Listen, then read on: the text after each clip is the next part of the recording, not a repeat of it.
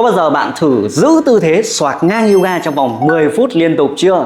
Nhiều người nghĩ rằng động tác xoạc ngang chỉ đơn giản là chúng ta kéo giãn nhóm cơ đùi của mình trong cái trạng thái gọi là để tăng độ dẻo. Nhưng mà thực ra khi chúng ta giữ tư thế này đủ lâu, đủ dài thì trong cơ thể chúng ta đã diễn ra một cái hoạt động thay đổi sinh học. Nói chung là rất là vô cùng thú vị. Đặc biệt là ở các cái cơ gọi là cơ khép đùi này, nhóm khớp hông này và hệ thần kinh để chúng ta kiểm soát cái sự căng thẳng này. Thì trong ngày hôm nay thì các bạn sẽ giải thích kỹ để cho tất cả các bạn đã luyện tập yoga để chúng ta hiểu rõ điều gì đang xảy ra trong cái cơ thể chúng ta khi chúng ta giữ một tư thế đủ lâu, đặc biệt đó là tư thế xoạc ngang yoga, một động tác quá quen thuộc đúng không nào? Và khi xoạc ngang thì phản xạ đầu tiên là cái phản xạ bảo vệ cơ thể chúng ta, một cơ chế rất là tự nhiên.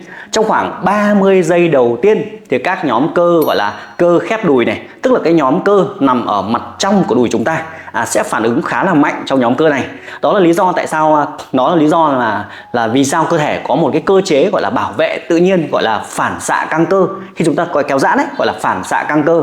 Thế thì khi mà cái cơ này nó bị kéo dài một cách đột ngột, căng giãn đột ngột, có thể bạn chưa khởi động kỹ chẳng hạn, thì các thụ thể cảm nhận độ căng trong cơ, được gọi là các cái nhóm cơ ấy, sẽ gửi các cái tín hiệu lên hệ thần kinh trung ương của chúng ta, nó truyền đến não của chúng ta, và não hiểu rằng là cái cơ này nó đang bị kéo dài quá mức, và ngay lập tức nó sẽ kích hoạt cái cơ chế để co lại, để bảo vệ các cái khớp của chúng ta.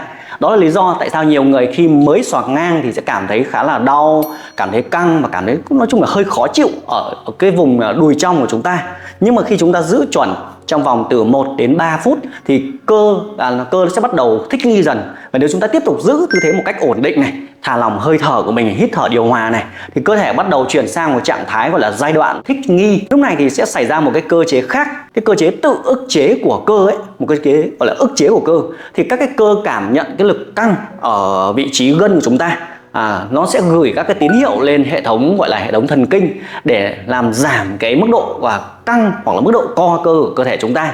Là cơ thể bắt đầu nhận ra là cái sự kéo giãn này nó không quá là nguy hiểm. Khi chúng ta giữ đủ lâu thì nó bắt đầu thích nghi mà. Dần dần thì nó cho phép chúng ta là cơ nó sẽ thả lỏng nhiều hơn. Đó là lý do nếu mà bạn kiên trì giữ tư thế đủ thì cái cảm giác căng nó sẽ bắt đầu giảm dần đi, nó dịu đi. Kết hợp với hơi thở chúng ta thì nó dịu đi rất là nhanh. Khi chúng ta xoạc ngang lâu hơn khoảng tầm 5 phút trở lên ấy, thì cái sự thay đổi nó không chỉ xảy ra ở cơ mà còn là ở mô liên kết quanh khớp của chúng ta.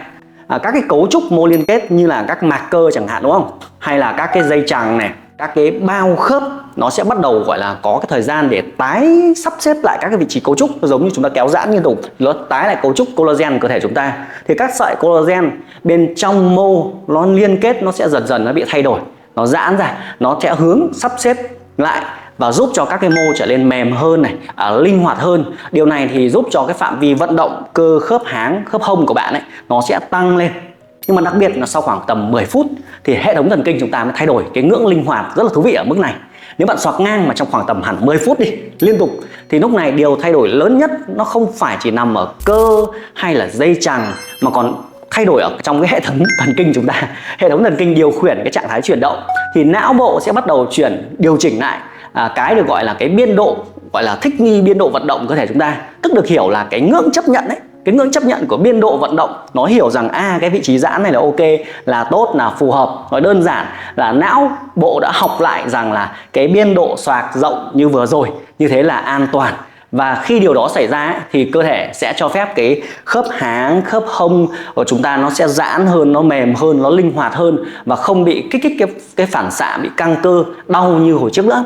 Đây cũng chính là cái nguyên tắc khoa học giúp nhiều người tập yoga hay là hồi trước khi ba học võ thuật ấy, wushu ấy, hoặc các thể thao chuyên nghiệp ấy, họ sẽ đạt được cái độ dẻo rất cao theo thời gian. Tuy nhiên thì không phải ai cũng giữ được cái tư thế xoạc ngang này rất là lâu như vậy, đúng không? Rất là đau, phải luyện tâm trí, luyện cái hơi thở. Như vậy khi ba nhấn mạnh rằng cái giữ tư thế xoạc ngang lâu thì không phải lúc nào cũng phù hợp với tất cả mọi người. Và nếu bạn đang gặp các tình trạng như là ví dụ như là bị viêm gân vùng khớp háng chẳng hạn này, hay là bị tổn thương các cái cơ khép đùi này, hoặc là bị đau khớp hông, hoặc là nói chung là mới bắt đầu luyện tập yoga, thì cái việc giữ tư thế xoạc ngang mà quá lâu có thể tăng các nguy cơ quá tải các cái mô mềm chúng ta, gọi là căng cơ hoặc là giãn các cái mao mạch ấy, các cái mạc cơ thì cũng nguy hiểm. Vậy thì trong cái trường hợp đó thì chúng ta nên tập như thế nào, đúng không? Theo nguyên tắc là làm sao thì chúng ta sẽ tăng dần cái thời gian kéo lên và luôn kiểm soát cái hơi thở của mình. Thường là hơi thở hít vào, thở ra rất là đều. Có 3 cái nguyên tắc khi chúng ta tập tư thế xoạc ngang. Khi mà hướng dẫn các học viên xoạc ngang thì các bạn khá là nhấn mạnh 3 cái nguyên tắc này. Nó rất là quan trọng để chúng ta tập nó an toàn hơn, nó hiệu quả hơn. Cái thứ nhất là chắc chắn chúng ta phải làm nóng cơ thể của mình trước khi chúng ta sẽ kéo giãn sâu. Khi mà cơ thể được làm nóng thì cái độ đàn hồi của các cái sợi cơ và cái nguy cơ mà chúng ta bị chấn thương nó sẽ giảm đi rất là nhiều. Do vậy chúng ta ưu tiên trong việc là phải khởi động thật kỹ. Cái thứ hai là chúng ta giữ cái hơi thở thật chậm và đều vào. Cái hơi thở giúp cho hệ thống thần kinh chúng ta chuyển sang trạng thái thư giãn, nó sâu hơn. Khi bạn càng thở dài hơi thì chúng ta càng thư giãn hơn, và từ đó cơ thể chúng ta nó dễ mềm ra, nó không bị gồng, nó không bị siết. Cái thứ ba là đi vào một tư thế chúng ta nên đi vào từ từ. Chúng ta không nên ép cơ thể. Nhiều bạn hay nâng lên xong ép xuống rất là mạnh, nên chúng ta phải tách ra một cách từ từ. Chúng ta điều chỉnh độ linh hoạt, mỗi ngày nhích lên một tí, mỗi ngày nhích lên một tí, giãn ra từ từ. Mỗi ngày đôi khi chỉ cần vài độ thôi là tốt rồi. Như vậy thì các bạn hãy nhớ một trong nguyên tắc rất là quan trọng, độ dẻo thì nó không chỉ là cái câu chuyện của cơ thể mà còn là cái câu chuyện của cái hệ thống thần kinh chúng ta nữa. Như vậy khi chúng ta giữ một tư thế yoga đủ cái lượng thời gian của nó thì cơ thể sẽ bắt đầu dần dần sẽ chấp nhận cái biên độ vận động mới, và các cái mô, các cái liên kết sẽ trở nên linh hoạt hơn, và thậm chí cả cái hệ thống thần kinh chúng ta nó sẽ giảm bớt các cái phản xạ bảo vệ cơ thể chúng ta đi. Dần dần bạn sẽ học được cái cách để làm thư giãn cơ thể của mình. Như vậy khi mà tập xoạc ngang, đừng chỉ nghĩ rằng là mình đang kéo giãn gọi là thông thường, mà thực ra thì các bạn cũng đang huấn luyện lại toàn bộ cái hệ thống thần kinh của mình, cái tâm trí của mình, và cả các cái cơ, các cái khớp làm việc hài hòa với nhau. Và câu hỏi cuối cùng ở đây là các bạn đã từng giữ tư thế xoạc ngang bao giờ chưa? Và nếu giữ thì giữ thời gian tối đa là bao nhiêu? Hãy comment ở bên dưới xem là mức kiên nhẫn của ai hoặc mức kiên nhẫn của bạn hiện tại là bao nhiêu. Hãy comment số phút, số giây, số thời gian mà bạn đã giữ tư thế xoạc ngang nhé.